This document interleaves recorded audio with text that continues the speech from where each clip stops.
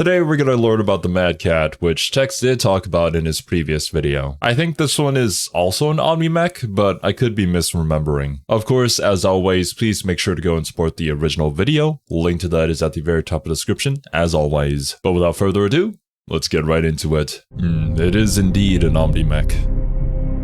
Howdy folks, Tex here, and we're going to talk BattleTech. The topic of this episode is the poster child of the franchise. Yes, that one.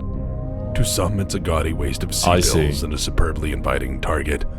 Is this like basically the Ultramarines for 40k, but BattleTech? When people think of BattleTech, do they think of the Mad Cat? Or do they think of the Irby? To others, it's a brilliantly balanced modular weapon system capable of fulfilling any mission parameters and winning any engagement with a capable pilot. Some call it a Mad Cat, some call it a Timberwolf. For certain fans, it is the definitive centerpiece to the entire franchise in lore and design emphasis. To the haters, it is the argument of style versus substance incarnate. To the chosen few of the clan war machine, she is a goddess of the battlefield, smiting down the unworthy and righteous fire. It is essentially the main character mech, above the Omni-Mech that we looked at last time. At least just my impression from this initial introduction. It is a harbinger of hard times, of uneven fights and dark days ahead. It has been called a game changer, a force multiplier, a mighty engine of war driven by the best in pursuit of their... Oh wait. They lost, didn't they? Oh man, just gotta stick it to the clanners every single time. It's like, yeah, you can talk bad shit, but you guys lost. Thinking back on that video, it was just so masterfully played by the Inner Sphere, because I forget the commander's name, but he knew exactly what the clanners would do, how they would react, and how they would deploy. And he used every single bit of knowledge to his advantage in order to crush them, to crush their will to fight people who only know war, essentially. Which is no easy feat, as you can imagine. I'm no history buff, but I'm pretty sure throughout history there have been several times where an elite group of units going up against a massive army just doesn't really work out. There's not much you can do against numbers and actually good strategy, regardless of how good you are. Unless, of course, if you have plot armor. Like, say, certain named Space Marines, which we just kind of accept. Like, it is what it is at this point. So what the fuck is the big deal with the fucking Mad Cat? Let's get into that on this episode of Tex Talks BattleTech.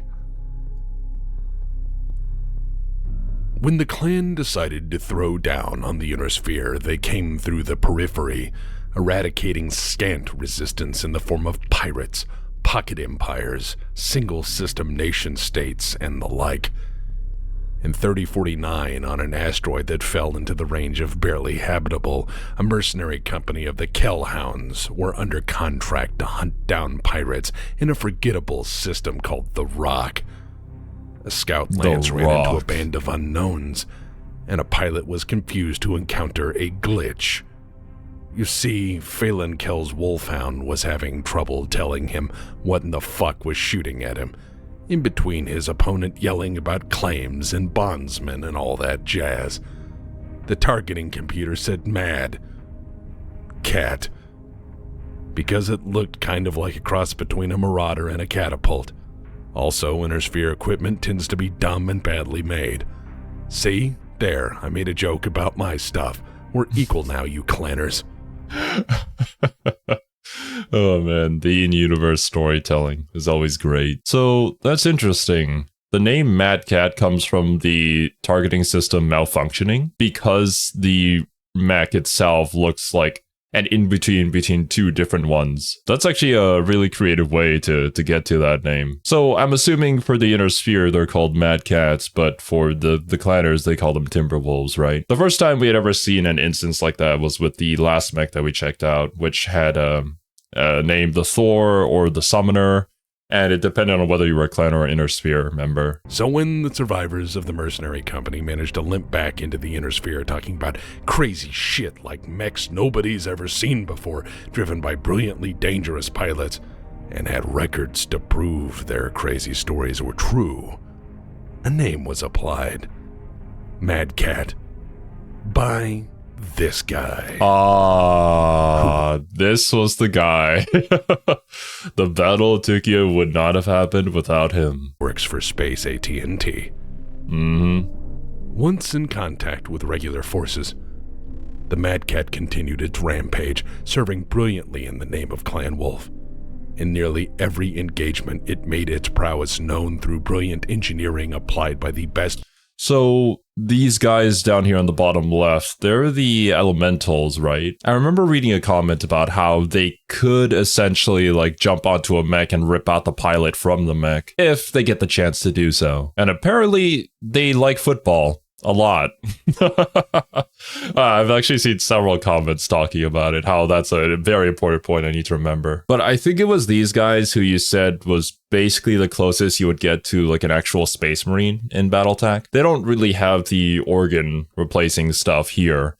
It's just more of a slight genetic modifications and extremely intense training. Pilots the Inner Sphere had ever seen, which was something nobody could surely have seen coming, and warned every man, woman, and child that hell was on the horizon and coming straight at us. Surely, nobody. At all. Anyways, saying that it tended to win engagements is putting it lightly. Clan equipment tended to blow away fully garrisoned defensive armies like dandelions.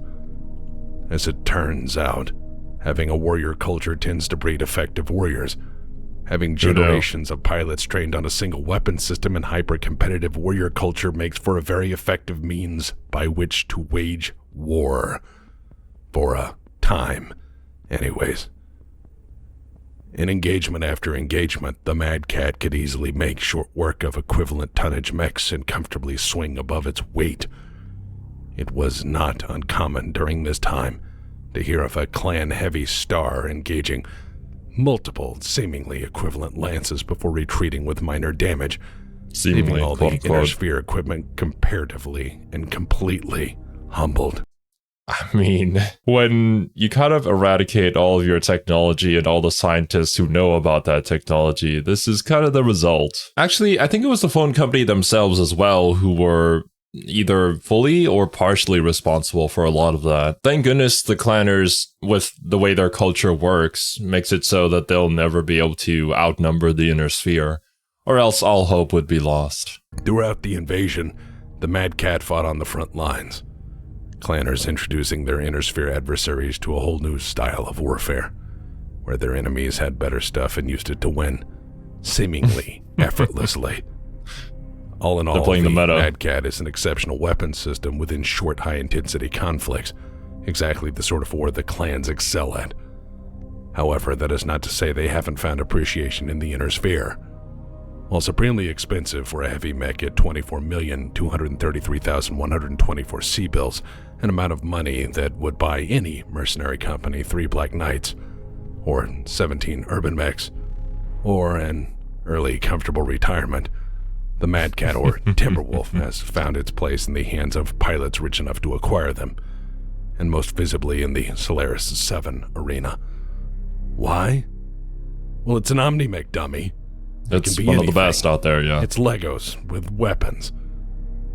It's perfect for small-scale, high-intensity battles where having choice in how you fight is just as important as anything else. It's a mech gladiator's wet dream. It's a masterful weapon system, coveted by all who've seen it fight regardless of their allegiance. Let's move on to the design specs. The Timberwolf began mass production in 2945, giving the designers and industrial base 104 years to work out the kinks before war with the Inner Sphere began in earnest. In fact, having a system in production for that span of time largely means you have generations of warriors trained to fight with it and figuring out what tactics work best within its designed capabilities. And boy, what capabilities it does have. Unfortunately, for reasons I'll expound upon later, it was decided to be built at one and only one facility on Strana Mechty. This mech was all the rarer during the clan invasion because Clan Wolf realized they had a hell of a war machine and jealously defended it, so much so that the only way for anyone other than Clan Wolf to possess one was through gift giving or battlefield salvage. Fun fact, it's hard to salvage clan technology because salvage is traditionally reserved for winners.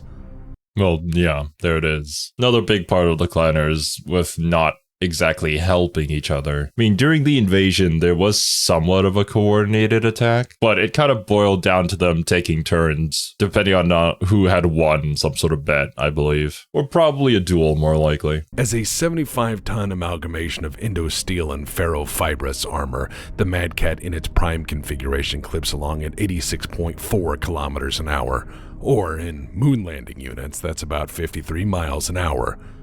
With double heat sinks and top-of-the-line technology, whatever build you can dream up, the Mad Cat has you covered. Unless you're Solaris Jock, then it's going to break, because you're going to take something nice and ruin it in 90 seconds of glory, aren't you? Let's get into the makes and models, shall we? Oof. The primary configuration, or that is the Clan Invasion era primary default standard murder intersphere with ease and then maybe go back to the drinking den version, is a whole lot of ass-blasting weaponry on a mobile weapon system. 2 LRM-20s because fuck you at range, 2 ER-large lasers to engage targets at medium range, and yes, with Clan Tech, ER-large lasers are for medium range. 2 ER medium lasers for lesser medium range, and a medium pulse laser for disco death mode, and that is a lot more weapons than I think we've seen on all the other mechs that we've taken a look at. I recall like at least 4 or 5 different weapons, but this one has like 3 or 4 on each torso and arm. Pretty insane. Although, well, not 3 on the arms, the other one is a double heat sink. But I'm assuming you should take that into account as well, because it reduces the heat of the weapon, and so you can keep firing it for longer, therefore just being more effective overall. 2 machine guns because infantry need to die as well. Alternative configuration alpha, configured specifically for long-range direct fire support. Think asshole sniper and you won't be far off. 2 ER-PBCs for long-range shenanigans, 3 medium pulse lasers for short-range shenanigans, and if anyone gets too uncomfortably close, a Streak SRM-6 to introduce them to the concentrated hate that is clanner missile tech. Alternative configuration beta is a confused mess of weapons, offering a little bit for everybody and lacking any real focus. To me, it says, this is for training. See what you like. You get a Gauss rifle, an LRM-10 launcher, a large pulse laser, a small pulse laser, an SRM-4, and it's all linked by an Artemis 4 fire control system, so the missiles group just a little better. I'm sure every single pilot has like a preferred configuration. It's like choosing a character in a fighting game. Trying out every single character a little bit just to see the play style. And here, just trying out every single weapon a little bit to see which one you like. Or maybe, I guess you could also see that through testing of like, oh, you are just much more accurate than everybody else at sniping. Or you have more situational awareness or whatever. The amount of customizability on these mechs it's kind of exciting, you know? And while I don't play mech games myself, but I did take a small look into what Armored Core 6 was doing, and that seemed very exciting. Don't know too much about that series either, but all the customization options are probably what makes mechas so fun. Or, you know, you could just strap a nuke onto an Irby and call it a day. Just unga bunga. Just because they care. Alternative configuration Charlie, well, the Charlie is almost like an alt take on the Prime. You get 2 ER large lasers and an Ultra AC-5 autocannon. You get 2 LRM-15s, and for closer in, you get an ER medium laser and an anti-missile system for any return fire fears. Alternative configuration Delta. This layout, well, sometimes called the Frankenstein, is a series of ideas joined by a theme called I'm here to kick ass and claim bondsmen, and I'm all out of bondsmen. 2 ER-PPCs are the primaries, and the secondaries are 4 Streak SRM-6 launchers. 1 on each torso is rear-facing as an option because sneak up on me and get blasted, son. Then they added an ER small laser to shoot birds or something.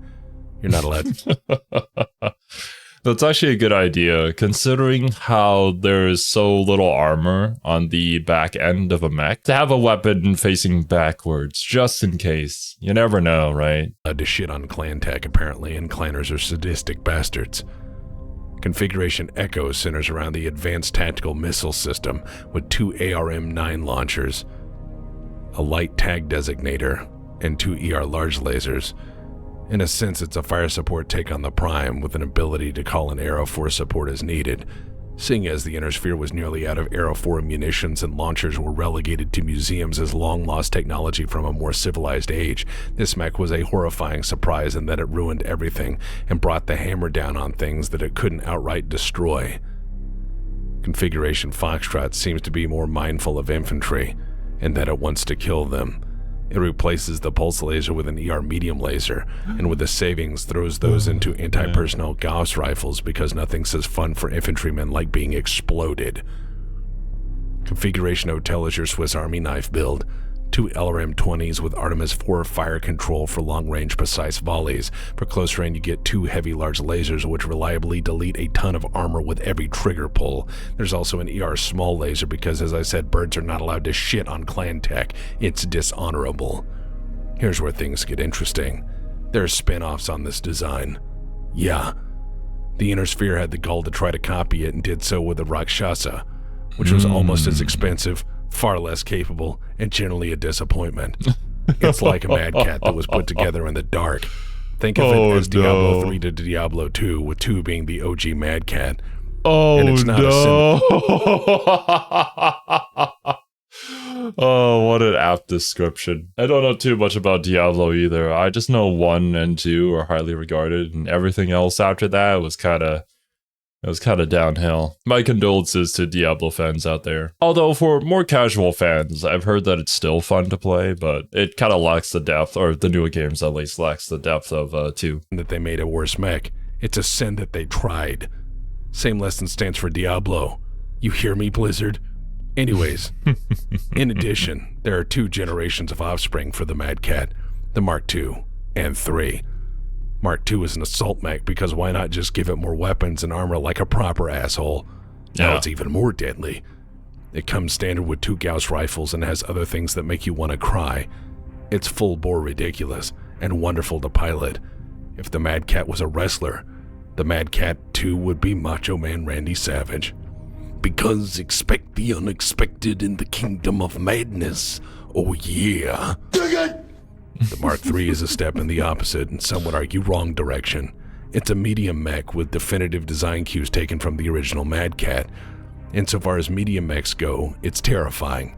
It has 2 LRM-20s, because compromise is for losers.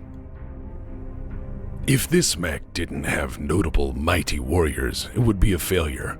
Oh yeah, It does not disappoint, 100%. with quite a few examples for the purposes of this discussion.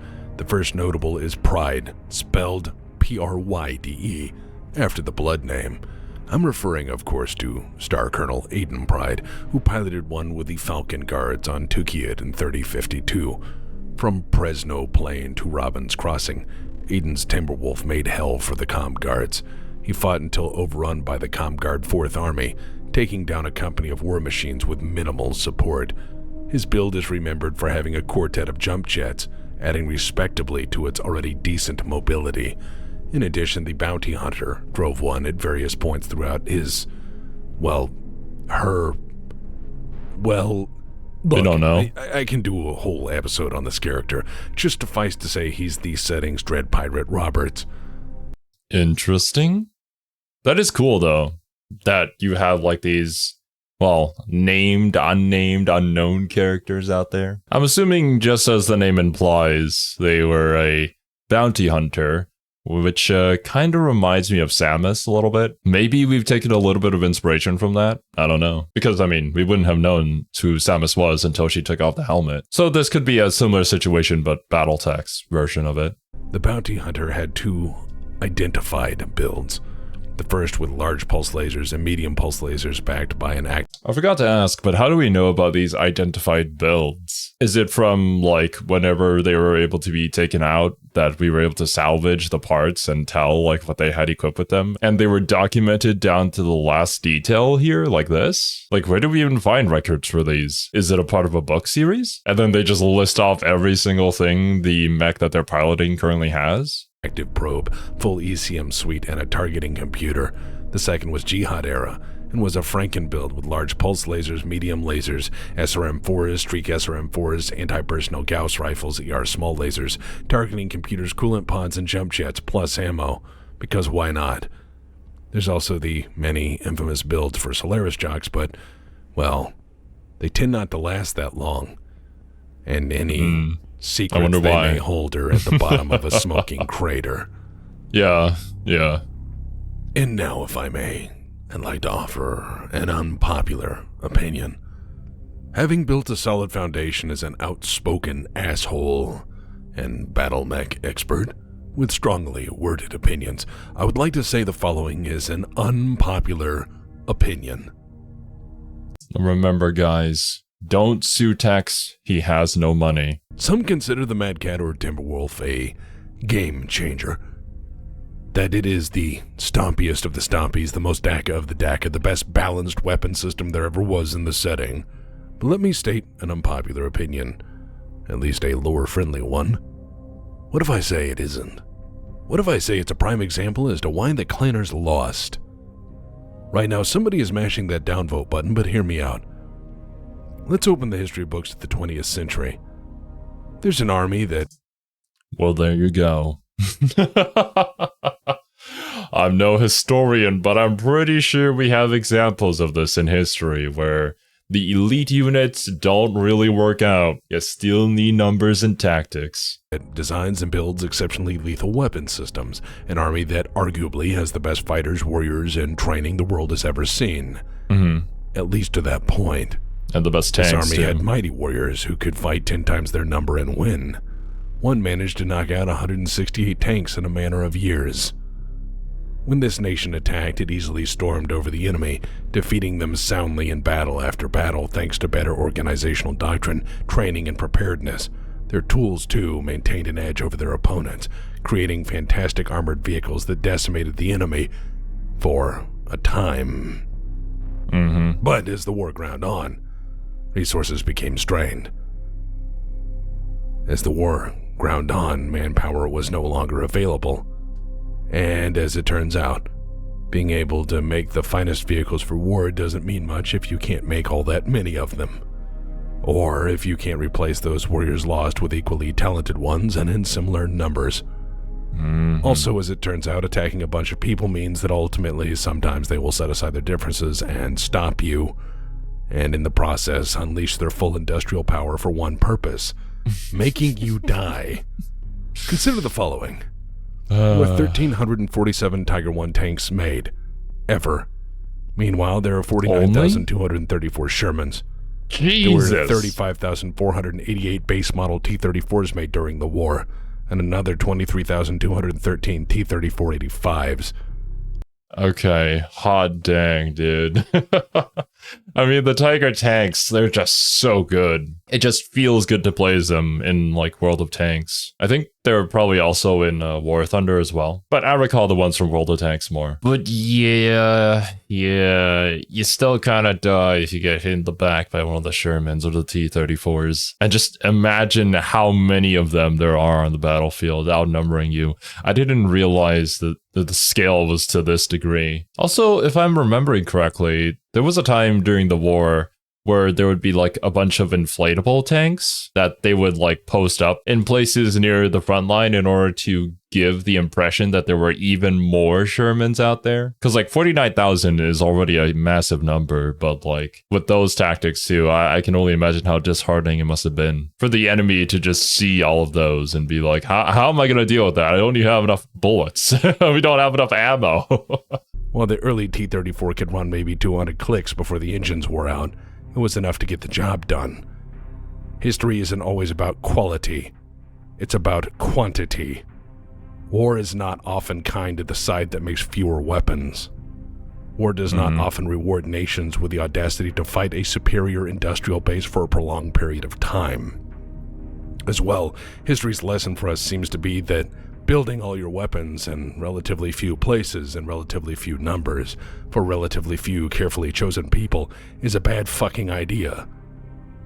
This is complicated by having an enormously long supply chain, a rigid system of belief that prevents you from... That's one of the things I brought up during the Tukiyed video as well. Because like in a lot of series, they don't really consider the supply chain or the whole logistics of the operation. Like the closer the clanners got to the middle of the inner sphere, the harder it was for them to get soldiers and equipment to the front lines. So that lack of supplies would slowly wear them out, whereas for us, it just became easier and easier. And by us, I mean inner sphere.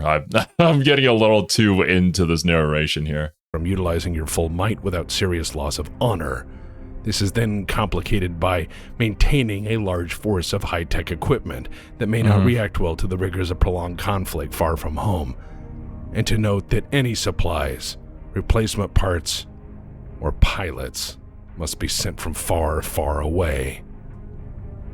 All of this is then made worse when a war does drag on, because whatever you might think, war has a tendency to change.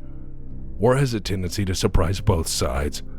War has a tendency to resolve nothing but who has the larger industrial base and who is willing to grind people to dirt for the satisfaction of victory. The clanners had to pay for every single inch of dirt that they wanted to claim on Tukiyed.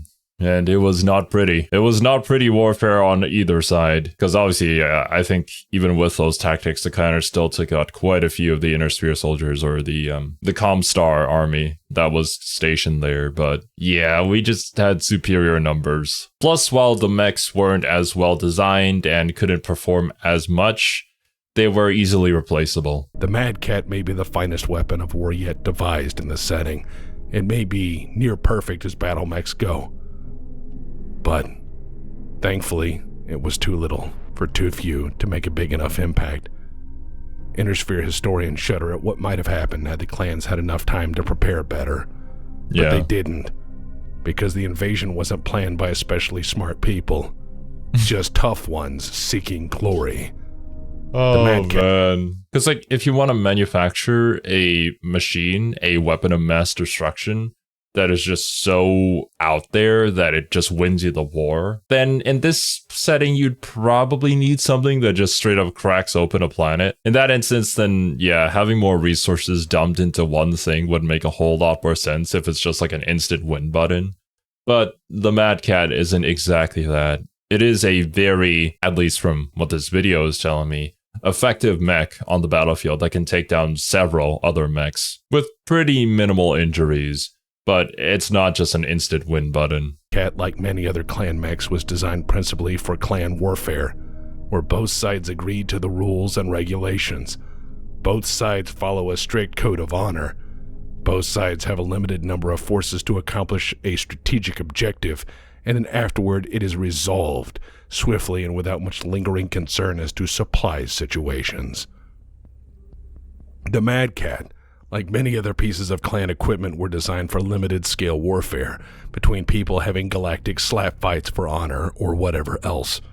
It wasn't until they fought the Sphere that they realized they may have made some goddamn mistakes. But that's a story for another time. To sum things up, the Mad Cat is an awesome weapon of war with few notable exceptions. Those exceptions being if you have to pay for it, repair it, buy spare parts, support logistics, and or fight a prolonged conflict within your inventory while spare parts and pilots are many hundred light years away at best. Also, I want to say this, and this may strike some people wrong. I am an asshole. This is an opinion. You can disagree with me. But I'm still an asshole. I want to thank Sarna.net for being the best fucking wiki in the universe, and an awesome source of information, inspiration, and deep lore knowledge. I want to thank my editor who puts up with my nonsense, foregoing any social interaction for long periods of time to make sure the urban mech memes flow like water. I want to thank my fan base, who fund this nonsense month after month because they like throwing money at an idiot like me. Heck yeah, dude. Thank you for tuning in. What else is money for? Next time, the catapult. Mysterious invaders known as the Clan. What? Go Braves! Hey, Pops! Don't call me Pops.